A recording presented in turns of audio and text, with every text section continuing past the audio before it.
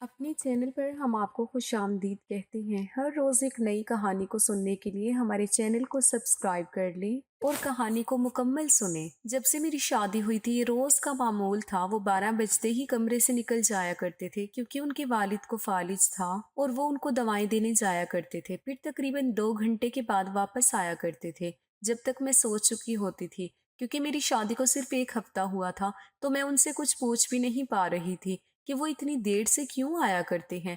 भला अपनी नई नवेली दुल्हन को कौन इस तरह रातों को अकेला छोड़कर जाता है। मगर मेरी लब सिले हुए थे। घर वालों ने समझाया था कि शोहर को उसके घर को समझने में वक्त लगेगा, और ये भी कहा था कि खुद को बदल लेना मगर शोहर को बदलने की कोशिश मत करना। मैं अपनी माँ की इन नसीहतों को पल्लू से बांधे हुए थी, मगर मेरा दिल कर रहा था कि अभी और इसी वक्त यहाँ से भाग जाऊं।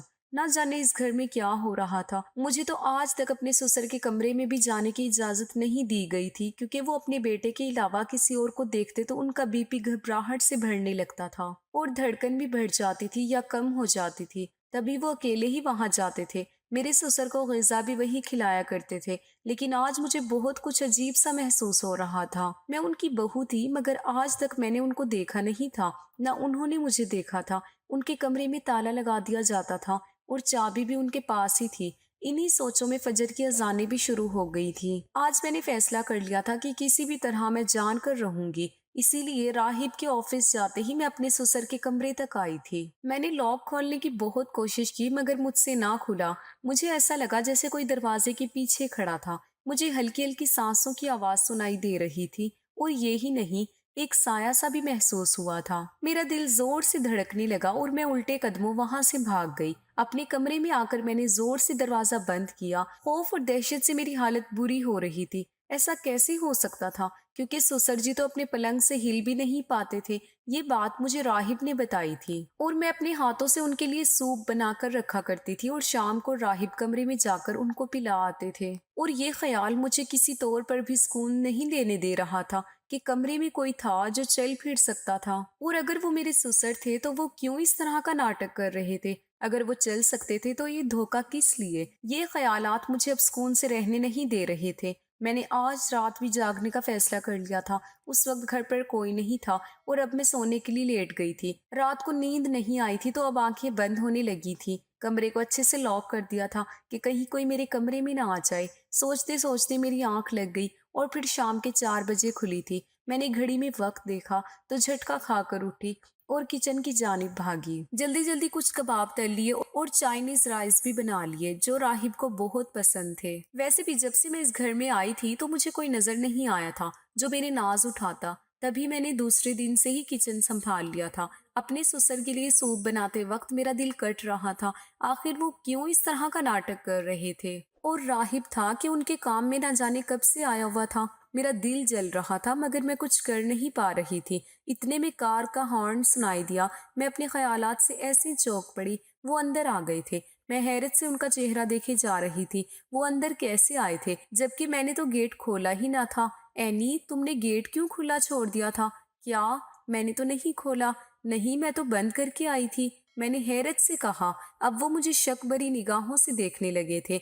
मैं ना जाने क्यों हड़बड़ा गई थी। आप फ्रेश हो जाएं तो मैं खाना लगाती हूँ, मैंने घबरा कर कहा और खाना लगाने चली गई। आखिर कैसे मैं गेट बंद करना भूल गई थी। मैं सोचने लगी, क्या वाकई मैंने गेट बंद नहीं किया था? मैंने खुद से सवाल किया। नहीं, ऐसा तो नहीं हो सकता। मैंने तो अपने हाथों से गेट बंद किया था। मैं अपने हाथों को देखने लगी थी। इतने में राहिब ने आवाज लगाई, कहाँ रह गई? जल्दी अब्बा का सूप लाओ। मैंने जल्दी से सूप प्याले में अंडेला और चम्मच रखा और राहिब की जानिब चली गई। उन्होंने जल्दी से ट्रे पकड़ी और कमरे में चले गए। मैंने अंदर झांकने की कोशिश की, मगर दरवाजा खुलने से पहले राहिब ने मुझे अपना फोन दिया और बोले, ये चार्जिंग पर लगा दो। मैं ना चाहते हुए फोन लेकर अपने कमरे में चली गई। क्या उन्होंने मुझे वहां से हटाने के लिए फोन दिया था? मैं खुद से फिर पूछने लगी। मैं इन्हीं सोचों में लगी हुई थी कि राहिब वापस आ गए थे। वो उस वक्त बहुत जल्दी उनको सूप पिलाकर आ जाते थे। बस रात को देर तक वहां रहते थे। राहिब ने आज खाना नहीं खाया और आते ही लेट गए थे। मैं कमरे से निकल आई थी। अब मैं बस रात का इंतजार कर रही थी ताकि सब कुछ अपनी आंखों से देख सकूं। جو کچھ بھی تھا اب مجھے باخبر رہنا تھا اور ادھر ادھر کے کاموں میں وہ وقت بھی آ گیا۔ راہب مجھے مسکرا کر کہنے لگے، اینی اب تم آرام کرو، میں ابا کو دوائیں دینے جا رہا ہوں۔ میں نے ان کو لائٹ آف کرنے کا کہا اور سونے کا بہانہ کرنے لگی، اور جیسے ہی باہر وہ نکلے میں نے دیکھا لاؤنج کی لائٹ بھی آف تھی۔ اب میں ہمت کر کے باہر نکلی تھی اور دبے پاؤں سسر کے کمرے کی جانب بڑھنے لگی۔ مجھے خوف بھی بہت ہو رہا تھا، مگر میرا خوف بھی آج مجھے آگے جانے سے نہیں روک پا رہا تھا۔ ایک جنون سر پر سوار تھا کہ آج پتہ لگاؤں گی کہ راہب کمرے میں جا چکے تھے اور دروازے کو اندر سے بند کر دیا تھا۔ میں بہت آہستگی سے کمرے کے دروازے سے کان لگا کر کھڑی ہو گئی تھی، مگر مجھے کچھ سنائی نہیں دے رہا تھا۔ لیکن عین اسی وقت اچانک مجھے ایک آواز سنائی دی، جیسے کسی نے کچھ گرایا ہو، اور جو آواز میں نے سنی تھی وہ راہب کی تھی۔ جو کچھ میں نے سنا تھا میرے رونگٹے کھڑے ہو گئے تھے، میرا جسم پتے کی طرح کانپنے لگا تھا، خوف اور دہشت سے میری آنکھوں کے سامنے اندھیرا چھانے لگا تھا۔ میں نہ جانے کیسے وہاں سے گھسکتی ہوئی اپنے کمرے تک آئی۔ میں ٹھیک سے سمجھ نہیں پا رہی تھی کہ یہ آواز واقعی راہب کی تھی۔ تھر تھر کانپتی ہوئی میں اپنے بستر پر بیٹھی تھی اور اتنی گرمی میں بھی مجھے ٹھنڈ لگ رہی تھی۔ میں نے کمبل کھینچ کر اپنے اوپر ڈال لیا، جبکہ ابھی اے سی بھی بند تھا اور کمرے میں اچھی خاصی گرمی تھی۔ منہ تک کمبل میں اوڑے میں مسلسل روئے جا رہی تھی۔ میرے والدین نے مجھے کس جہنم میں جھونک دیا تھا، یہ خیال بار بار آ رہا تھا۔ نیند تو خاک آنی تھی، اب بس ایک ہی خوف تھا، راہب کمرے میں واپس آ جائیں گے۔ مگر آج میری قسمت اچھی تھی کہ وہ ساری رات کمرے میں واپس نہیں آیا تھا۔ مجھے علم تھا کہ وہ آتے ہی کہے گا کہ ابا کی طبیعت ٹھیک نہیں تھی۔ ساری رات انہی کے پاس رہنا پڑا، کیونکہ یہی بہانہ وہ ایک بار پہلے بھی کر چکے تھے۔ غم، غصہ، خوف، پچھتاوا، نہ جانے کتنے احساسات میرے اندر امنڈ رہے تھے۔ سانس تک لینا بھی محال ہو رہا تھا۔ مجھے اچھے سے یاد تھا جب 1 ماہ پہلے ہی میرا نکاح تھا میرے کزن رمیز کے ساتھ۔ اسے میں سخت ناپسند کرتی تھی، مگر ابا کو بڑا اشتیاق تھا کہ اپنی بہن کے بیٹے کو ہی داماد بنانا تھا۔ میں اور اماں دونوں ہی اس رشتے پر راضی نہ تھے، مگر ابا کی ضد کے آگے مجبور۔ رمیز کی دلہن بننے کو تیار ہو گئی تھی، لیکن عین نکاح کے وقت وہاں پولیس آ گئی اور رمیز کو قتل کے الزام میں گرفتار کر لیا تھا۔ ہم سب کھڑے یہ تماشا دیکھتے رہے اور وہ اسے لے گئے۔ مجھے کچھ سکون بھی ملا تھا کہ جان چھٹی میری رمیز سے، مگر لوگوں کے سوالات کے جوابات دینے کی ہمت نہیں تھی مجھ میں۔ چاہے جس کا بھی قصور ہو، بارات تو میری ہی واپس گئی تھی۔ یہ خیال آتے ہی میں زاروں قطار رونے لگی۔ مجھے دیکھ کر اماں ابا بھی رو پڑے تھے۔ تبھی مہمانوں میں سے ایک شخص آگے آیا جسے میں نے پہلے کبھی نہیں دیکھا تھا، اور اس نے ابا کے کندھے پر ہاتھ رکھ کر کہا کہ چچا آپ پریشان نہ ہوں، میں کروں گا آپ کی بیٹی سے نکاح۔ یہ وہ الفاظ تھے جسے سن کر ابا نے حیرت سے اپنا دل تھام لیا تھا، اور سارے مہمان حیرت اور اشتیاق سے اسے دیکھے جا رہے تھے۔ اس نے بہت عالیشان لباس پہن رکھا تھا۔ اس کا پورا حلیہ بتا رہا تھا کہ وہ کسی بڑے گھرانے کا چشمہ چراغ ہے۔ پورے مجموعے میں چیمہ گوینیاں شروع ہو گئیں۔ لوگ ایک دوسرے کو دھکے دے کر آگے آنے کی کوششوں میں لگے تھے تاکہ وہ اس انجان فرشتے کو دیکھ سکے جو ایک غریب آپ کی عزت رکھنے کے لیے اس کی بیٹی کو بیاہنے پر رضامند تھا۔ یہاں تک کہ میری اپنی ماں مجھے چھوڑ کر آگے بڑھی تھی کہ وہ اس کو دیکھ سکے۔ ابا تو بہت زیادہ حیرت میں مبتلا تھے، کہنا کچھ چاہتے تھے اور زبان سے کچھ اور نکل رہا تھا۔ غرض کی ہر طرح کی باتیں ہونے لگی، مگر اس نے ایک بندے کو جواب تک نہ دیا۔ تبھی نکاح خوان آگے آئے اور ابا کا ہاتھ تھام کر پوچھا، علیم الدین ہوش کرو، یہ بھلا انسان تمہاری بیٹی سے نکاح کو راضی ہے اور تم ہو کہ آئیں بائیں شائیں کیے جا رہے ہو۔ تب ابا کو ہوش آیا اور راہب کا ہاتھ تھام کر آنکھوں سے لگایا، سرکار آپ یہ قربانی نہ دے، ہمارا آپ کا کیا جوڑ۔ ابا رونے لگے اور میں نے حیرت سے اپنے منہ پر ہاتھ رکھ لیا تھا۔ اس کا مطلب یہ ابا کی فیکٹری کے مالک تھے، میں نے دل ہی دل میں سوچا تھا۔ لیکن راہب نے نکاح خوان کو نکاح پڑھنے کا کہا۔ یوں یہ جادو قبول ہوا اور میں قرۃ المنیر راہب بن گئی۔ افراتفری میں میری رخصتی ہوئی تھی اور میں اس بڑے سے بنگلے میں آ گئی تھی، مگر ایسا لگتا تھا میرے بھاگ جاگ گئے تھے۔ کہاں رمیز جیسا شرابی کبابی اور کہاں راہب جیسا مالدار عزت دار، وہ شخص جسے دنیا سلام کیا کرتی تھی۔ دنیا کی ہر نعمت اس کے گھر میں موجود تھی، مگر اس کا اس کے والد کے سوا اس دنیا میں کوئی نہیں تھا۔ اور سب سے حیرت کی بات یہ تھی کہ اتنی دولت ہونے کے باوجود انہوں نے گھر میں کوئی ملازم تک نہیں رکھا تھا۔ سارے کام کاج خود کیا کرتی تھی میں۔ ویسے بھی مجھے تو اس سے زیادہ محنت مشقت والے کام کرنے کی عادت تھی۔ ابا کے گھر پر پورے ٹبر کے کپڑے میں اکیلے اپنے ہاتھوں سے دھویا کرتی تھی، جبکہ یہاں تو آٹومیٹک واشنگ مشین تھی۔ ابا کے گھر کوئلے پھونک پھونک کر گھر بھر کا کھانا بنایا کرتی تھی، یہاں تو بس 3 جنوں کا کھانا بنتا ہے، وہ بھی ہر سہولت موجود تھی اور فریج بھرا پڑا ہوا تھا، طرح طرح کے لوازمات تھے۔ اور یہی نہیں، ابا کے گھر بنا پنکھے کے صحن میں ساری رات مچھر کاٹا کرتے تھے، جبکہ یہاں پر اے سی کی ٹھنڈک تھی، نرم گرم بستر تھا، دنیا جہاں کی ہر نعمت تھی۔ اور راہب بھی میرا بہت خیال رکھتے تھے، لیکن جب سے میں یہاں آئی تھی ایک بار بھی میکے نہ جا سکی تھی اور نہ ہی اپنے اماں ابا سے کوئی بات ہوئی تھی، مگر راہب ان کی خیر خبر دیا کرتے تھے۔ مگر آج مجھے ہر بات میں ایک نیا پہلو نظر آ رہا تھا۔ آخر ایسا کیا راستہ جو یہاں کوئی ملازم تو کیا کوئی جان پہچان والا بھی نہیں آتا تھا؟ ساری چیزیں راہب خود ہی لایا کرتے تھے، جبکہ میں نے تو کوئی ڈاکٹر اور نرس تک کو نہ دیکھا تھا جو راہب کے والد کی دیکھ بھال کر سکتا۔ شاید آج مجھے سب سمجھ میں آ رہا تھا کہ یہاں کوئی ملازم کیوں نہیں تھا۔ اب اس راز سے مجھے ہی پردہ ہٹانا تھا اور صبح کا انتظار کرنے لگی۔ فجر کی اذان کے بعد میں کافی دیر سے راہب کا انتظار کر رہی تھی، مگر آج بھی وہ بہت دیر لگا رہا تھا۔ حسب معمول اسے 2 گھنٹے ہونے والے تھے، مگر میں آج بھی ہمیشہ کی طرح سوئی نہیں تھی، کیونکہ راہب کے آفس جاتے ہی میں گہری نیند سو گئی تھی اور شام تک سوئی رہی تھی۔ تبھی آج نیند میری آنکھوں سے کوسوں دور تھی۔ اب میں نے سوچ لیا تھا کہ آئندہ اپنی نیند دوپہر کو ہی پوری کر لیا کروں گی۔ میں آج بڑے تحمل سے راہب کا انتظار کر رہی تھی کہ اچانک مجھے ایک عجیب سی چیخ سنائی دی۔ رات کے اس پہر اس طرح کی آواز سن کر کوئی بھی گھبرا جاتا، اور میں تو اپنے کمرے میں کب سے اکیلی بیٹھی ہوئی تھی۔ خوف کی مارے میرا پورا وجود کانپنے لگا تھا، میری سانسیں بہت تیز ہو گئی تھی، دھڑکن تو اتنی تیز ہو چکی تھی کہ اس کی آواز مجھے اپنے کانوں تک سنائی دے رہی تھی۔ اتنے خوف کی وجہ سے میں بیڈ سے نیچے نہ اتر سکی، کیونکہ میرا دل بند ہوا جا رہا تھا۔ راہب بھی نہ جانے کہاں رہ گئے تھے۔ میں دل ہی دل میں دعائیں کرنے لگی کہ وہ جلدی واپس آ جائیں۔ کافی دیر کے بعد کمرے کا دروازہ کھلا اور راہب آہستہ سے کمرے میں داخل ہوئے۔ ان کا حلیہ عجیب ہو رہا تھا، جیسے کسی سے لڑ کر آئے ہوں۔ ماتھے پر پسینہ تھا، قمیض دامن پر سے پھٹی ہوئی تھی اور ان کے بازو پر بھی چوٹ کا نشان تھا۔ یہ کیا ہوا راہب؟ میں دہشت زدہ سے ان کو دیکھ کر بولی۔ مجھے جاگتا دیکھ کر ان کے چہرے کا رنگ فک ہو چکا تھا، ایسا لگ رہا تھا کہ وہ سوچ بھی نہیں سکتے تھے کہ میں اس وقت جاگ رہی ہوں گی۔ مجھے اپنی جانب دیکھ کر وہ 2 قدم پیچھے ہٹے تھے۔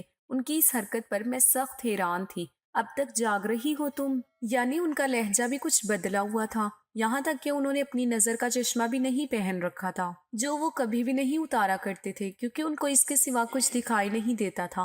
جس شخص کے سامنے میں کھڑی ہوئی تھی وہ مجھے میرا شوہر نہیں لگ رہا تھا، اس شخص کو تو شاید میں جانتی بھی نہیں تھی۔ میں بس الجھن بھری نگاہوں سے ان کو دیکھے جا رہی تھی، جبکہ وہ سر جھٹک کر واش روم میں جا چکے تھے اور میں بھول ہی چکی تھی کہ کچھ دیر پہلے کس طرح خوف سے میں کانپ رہی تھی۔ مگر اس وقت مجھے اپنے شوہر کا حلیہ اور رویہ ڈرا ہوا لگ رہا تھا۔ یا خدا، یہ سب کچھ کیا ہو رہا ہے؟ کیا وہ روز ہی اسی حلیے میں آیا کرتے تھے؟ میں سر پکڑ کر بیٹھ گئی تھی۔ کچھ دیر بعد وہ واش روم سے نکلے تو انہوں نے اپنا لباس تبدیل کر لیا تھا اور ہاتھ منہ دھو کر فریش لگ رہے تھے۔ اب ان کے چہرے پر مسکراہٹ بھی تھی اور آنکھوں میں وہی نظر کا چشمہ جو وہ کبھی اپنی آنکھوں سے نہیں اتارا کرتے تھے۔ مگر آج وہ کچھ دیر پہلے اسی چشمے کے بغیر اندر آئے تھے، جبکہ بیڈ روم سے جاتے وقت انہوں نے چشمہ پہن رکھا تھا۔ یہ سوچ سوچ کر میں پریشان ہو گئی تھی، جبکہ انہوں نے آتے ہی کہا کہ سر میں شدید درد ہو رہا ہے، پلیز لائٹ آف کر دو۔ میں نے نہ چاہتے ہوئے بھی لائٹ آف کر دی اور بیڈ کے کونے پر لیٹ گئی۔ آج مجھے ان سے بہت خوف محسوس ہو رہا تھا۔ ایسا آج پہلی بار ہوا تھا کہ میں اس وقت جاگ رہی تھی، اور کچھ دیر پہلے جو کچھ ہوا تھا وہ بہت عجیب تھا۔ میں نے ذہن پر زور دینے کی کوشش کی کہ آخر وہ آواز کس کی تھی۔ شاید کسی عورت کی چیخ تھی، اور وہ دھاڑ تھی کسی مرد کی، اور وہ مرد کون تھا؟ یہ سوچ کر مجھے اور زیادہ خوف آئے جا رہا تھا۔ اوپر سے راہب کا حلیہ بھی میرے شک کو مزید بڑھا رہا تھا۔ میں اب سو نہیں پا رہی تھی، جبکہ وہ گہری نیند میں جا چکے تھے۔ میں نے سوچ لیا تھا کہ یہ راز جان کر ہی رہوں گی، مگر اس وقت تو خوف کے مارے کمرے سے باہر جانے کا سوچ بھی نہیں سکتا۔ راہب بھی انتہائی رازداری کے ساتھ کمرے میں داخل ہوئے تھے۔ کارپیٹ پر ان کے قدموں کی چاپ تو سنائی نہ دے سکی تھی، مگر میں محسوس کر سکتی تھی۔ انہوں نے آتے ہی اے سی آن کر دیا تھا۔ شاید مجھے کمبل اوڑے دیکھا تھا، یا پھر ان کو کمرے میں حبس محسوس ہوا ہوگا۔ میں اپنی جگہ سے ٹس سے مس نہ ہوئی تھی۔ کچھ دیر بعد راہب نہا دھو کر تیار ہو گئے تھے۔ ان کی مخصوص پرفیوم کی خوشبو कमरे में फैल चुकी थी। अब वो ऑफिस जाने वाले थे, मगर मैंने अब तक खुद को कंबल में छुपा रखा था। मैं उस इंसान का चेहरा नहीं देखना चाहती थी और ना जाने कब से मुझे धोखा दिए जा रहा था। वो कुछ देर मेरे पास रुके थे, मगर मुझे सोता समझकर वहां से चुपचाप बाहर निकल गए थे। मैं तो कब से इसी बात का इंतजार कर रही थी। उनके जाते ही मैंने कंबल दूर फेंका और एसी के ठंडक को अपनी सांसों में उतारने लगी। मेरा पूरा जिस्म पसीने में शराबूर हो चुका था। अब मुझे अंदाजा हो रहा था कि सख्त गर्मी में भी खौफ के मारे सर्दी लग सकती है। मैं नहा धोकर फ्रेश हुई और किचन में चली गई। आज मैंने अपने लिए बहुत उम्दा नाश्ता तैयार करने का सोचा। मेरे दिलो दिमाग में एक अजीब सी जंग जारी थी। उस घर से निकलना शायद मुमकिन न था, मगर यहाँ भी बहुत सी ऐसी चीजें थी जो काम आ सकती थी। मैंने किचन के बाहर कैबिनेट को खोलकर देखना शुरू किया। आज तकरीबन 10-11 दिन बाद मुझे एहसास हुआ था कि मैं इस घर में कैद हो चुकी हूँ। यहाँ से निकलना मुश्किल था, मगर नामुमकिन नहीं था। मैंने पूरा घर छान मारा और आखिरकार मुझे अपने कमरे से कुछ अद्वियात मिल ही गईं, जो शायद कभी कभार राहिब इस्तेमाल किया करते थे। जिनमें एक ऐसी गोली भी थी जो अब्बा कई बार अम्मा को लाकर देते थे जब उनके सर में शदीद दर्द हुआ करता था। वो कहते थे, सलमा, ये नींद की गोलियां हैं। डॉक्टर ने कहा है जब भी दर्द हो ये खा लिया करो, फिर दर्द भी कम होगा और नींद भी अच्छी आएगी। मैं 8वीं क्लास तक पढ़ी हुई थी, तभी मुझे उसका नाम भी याद रह गया था। मैंने वो गोलियां छुपा कर किचन में रख ली। अब मुझे शाम का इंतजार था। जैसे ही राहिब आए मैंने उनको चाय में नींद की 2 गोलियां मिलाकर दी। वो आज पहले ही थका थका सा था और चाय पीते ही अपना सर पकड़ कर बैठ गया। मैंने उनसे कहा, राहिब, आपके अब्बा को आज अपने कमरे में सुलाते हैं, मैं उनका ख्याल रखा करूंगी और वो कब तक अकेले पड़े रहेंगे। मेरी बात पर वो अजीब नजरों से मुझे देखने लगे, जैसे वो कुछ समझ ना पा रहे हों। मैंने जल्दी से एक चारपाई उठा ली और अपने कमरे के एक कोने में रख दी। वो हैरत से बस मुझे देखे जा रहा था। अब तक उसकी जबान कुछ नहीं बोल पाई थी। या तो गोलियों का असर था या कुछ और बात थी। आप आराम करें, मैं अब्बा को यहाँ लेकर आती हूँ। आपको घबराने की जरूरत नहीं। अब्बा मुझे देखकर परेशान नहीं होंगे, आखिर मैं उनकी बहू हूँ। कुछ न कुछ कहे जा रही थी मैं। जब राहिब अपना सर पकड़े बेड पर लेट चुके थे, वो कोशिश के बावजूद कुछ बोल नहीं पा रहे थे। उनकी आंखें बंद हुई जा रही थी और कुछ ही देर में वो गहरी नींद सो चुके थे और मैंने उनकी कमीज की जेब से वो चाबी निकाल ली थी। अब मैं बिना खौफो खतरे के उस कमरे की जानिब रवा दवा थी। मुझे कोई खौफ नहीं था क्योंकि उसका इस कमरे में जो कोई भी था वो अब तक बेहोश हो चुका था, क्योंकि मैंने उस सूप में नींद की गोलियां मिला दी थी और राहिब ने घर आते ही हस्बे मामूल उस कमरे में रहने वाले को सूप पिलाया था। कमरे का दरवाजा खोलते वक्त मेरा दिल बहुत जोर से धड़कने लगा था कि ना जाने अंदर क्या देखने को मिलेगा। जैसे ही मैंने दरवाजा खोला तो मेरे पैरों तले से जमीन खिसक गई। वो एक आलीशान कमरा था। कीमती फर्नीचर, खूबसूरत कालीन, भारी पर्दे और इसके अलावा ऐशो इशरत की हर चीज वहां मौजूद थी। जहांजी साइंस के बेड पर एक वजूद सोया पड़ा था। वो कोई लड़की थी। मैं धड़कते दिल के साथ आगे बढ़ी थी, लेकिन जैसे ही मेरी नजर उसके चेहरे पर पड़ी तो मेरी सांस ऊपर की ऊपर और नीचे की नीचे रह गई, क्योंकि वो कोई और नहीं, मेरी सगी फुप्पो की बेटी आसिया थी, जो आज से 5 साल पहले अचानक गायब हो चुकी थी। हमने हर जगह देख लिया था, मगर उसका कहीं अता पता नहीं था। सबने उसको मुर्दा तस्वुर कर लिया था और आज इतने सालों के बाद आसिया इस कमरे में इंतहाई कीमती शब ख्वाबी के लिबास में इस महल नुमा घर में इतने आरामदेह बिस्तर पर गहरी नींद सो रही थी। मैं कितनी देर बस उसे देखती रह गई। ऐसा लगता था जैसे इस घर के दरो दीवार मुझ पर हंस रहे हों, मेरा मजाक उड़ाने लगे हों। मैं बड़े नाज से खुद को इस घर की मालकिन समझती थी, लेकिन मुझे आज मालूम पड़ गया था कि मैं तो अपनी कजन आसिया की नौकरानी बनाकर लाई गई थी। असल हकीकत क्या थी ये तो मैं नहीं जानती थी, मगर मुझे उसी वक्त यहाँ से निकलना था।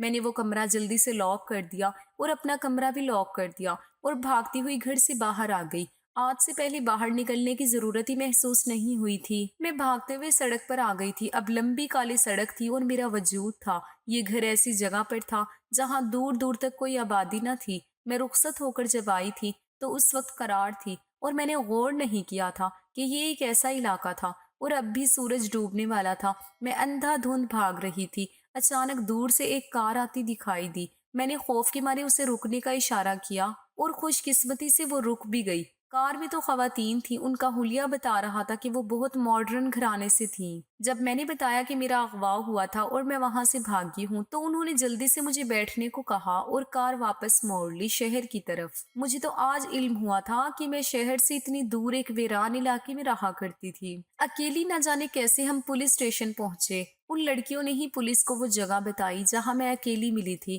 میں نے دوبارہ وہاں جانے سے صاف انکار کر دیا تھا، اسی لیے مجھے ابا کے گھر جانے دیا گیا۔ ابا اور اماں مجھے دیکھ کر حیرت میں پڑ گئے تھے۔ ان کا کہنا تھا کہ وہ روز صاحب کے گھر جاتے تھے مگر وہاں کوئی نہیں ملتا تھا، صاحب فیکٹری بھی نہیں آتے۔ ابا روتے ہوئے بتائے جا رہے تھے تو اس وقت پولیس مجھے اور ابا کو لینے آئی تھی۔ ہم تھانے پہنچے تو وہاں راہب اور آسیہ ہتکڑیاں پہنے بیٹھے ہوئے تھے۔ آسیہ کو دیکھ کر ابا حیرت سے چلا پڑے۔ ان کو یقین نہیں آ رہا تھا کہ وہ زندہ تھی۔ عجیب سی ہلچل مچی ہوئی تھی۔ تھانے میں پھپھو بھی آ چکی تھی۔ میں نے راہب سے سوال کیا کہ آخر میں نے کیا گناہ کیا تھا جو آپ نے مجھے اس زندان میں قید کر دیا تھا۔ میرے رونے اور پولیس کے استفسار پر راہب نے اپنی زبان کھول لی اور اس نے بتایا کہ کئی سال پہلے جب میں نے فیکٹری کا چارج سنبھالا تھا تو انہی دنوں میری آسیہ سے ملاقات ہوئی تھی۔ وہ میری ہی فیکٹری میں کام کرتی تھی مگر کیونکہ آسیہ ایک غریب گھرانے سے تھی اس لیے میرے ابا نے صاف انکار کر دیا۔ اسے کبھی میری بیوی بننے نہیں دیں گے مگر مجھے آسیہ سے عشق ہو گیا تھا اور میں کچھ سننے کو تیار نہ تھا۔ تب ابا نے کچھ غنڈوں کو بھاری رقم دے کر آسیہ کو اغوا کروانے اور اسے کسی دور دراز علاقے میں پھینکنے کو کہا۔ میری وہم و گمان میں بھی نہ تھا کہ ابا اس حد تک گر سکتے ہیں، لیکن اسی دن مجھے ابا کے خاص ملازم نے خبر دی تھی کہ آسیہ کے ساتھ بہت برا ہونے والا ہے۔ تبھی میں نے ان غنڈوں سے پہلے ہی آسیہ کو بہت چالاکی سے بے ہوش کر کے اپنی کار میں ڈالا اور اسے ایسی جگہ لے گیا جہاں کا پتہ میرے ابا کو معلوم نہیں تھا۔ ہر جگہ خبر پھیل چکی تھی کہ آسیہ اغوا ہو گئی ہے۔ ابا خوش تھے۔ جن غنڈوں کو رقم ملی تھی وہ بھی خوف کے مارے ابا کو بتا نہ سکے کہ انہوں نے تو اسے اغوا کیا ہی نہیں تھا۔ میں نے آسیہ سے نکاح کر لیا۔ ہم بہت خوش تھے۔ ابا کو اس بات کا علم نہ تھا مگر ایک دن بدقسمتی سے ان کو اس جگہ کا علم ہو گیا اور جب انہوں نے ہمیں ایک ساتھ دیکھا تو آسیہ کو جان سے مارنے کی کوشش کی مگر میں نے اس کی جان بچاتے بچاتے اپنے والد کی جان لے لی۔ میں بہت زیادہ خوف زدہ تھا۔ ایک طرف آسیہ کی گم شدگی کا کیس میڈیا پر پھیل چکا تھا، دوسری طرف ابا کا قتل۔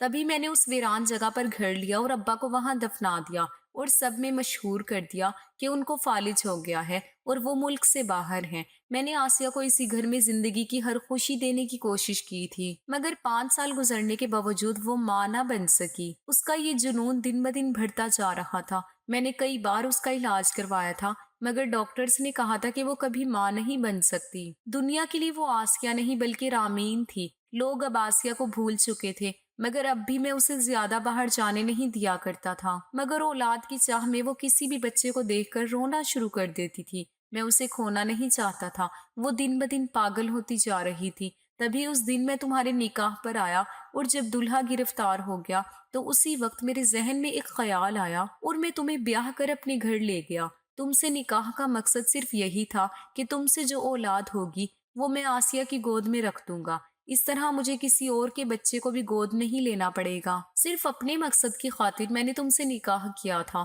میں اندھا ہو گیا تھا آسیہ کی محبت میں۔ وہ رونے لگا تھا اور آسیہ بھی آنسو بہا رہی تھی۔ یقین کرو اس وقت مجھے علم نہیں تھا کہ تم آسیہ کی کزن ہو۔ میں نے سوچا تھا بچہ پیدا ہونے کے بعد میں تمہیں طلاق دے دوں گا اور میں جانتا تھا کہ تم خود بھی اس طرح رہنا نہیں چاہو گی۔ میں جو چشمہ پہنتا تھا وہ نظر کا نہیں تھا، بس تمہیں یہ دکھانے کے لیے تھا کہ میری نظر اس حد تک کمزور ہے تاکہ تم مجھ پر کوئی سوال نہ کر سکو۔ اور اس رات آسیہ نے غصے میں آ کر مجھ پر شیشے کا گلاس دے مارا تھا اور تم نے اس کی آواز اور چیخ سن لی۔ وہ اکثر بے قابو ہو جایا کرتی تھی۔ میں بامشکل اسے سلا کر تمہارے پاس آیا کرتا تھا۔ اس کی باتیں سن کر میرا تن بدن سلگنے لگا تھا۔ یہ لوگ دولت کے نشے میں کسی کا بھی گھر اجاڑ سکتے ہیں اور کسی کو بھی تباہی کے دہانے پر لے جا سکتے ہیں۔ میں شکر کر رہی تھی کہ میں اس مکار انسان کے بچے کی ماں نہیں بنی تھی، ورنہ مجھے اپنی سگی اولاد سے بھی محروم کر دیا جاتا۔ سمجھ نہیں آ رہا تھا کہ میں اپنی بدقسمتی پر آنسو بہاتی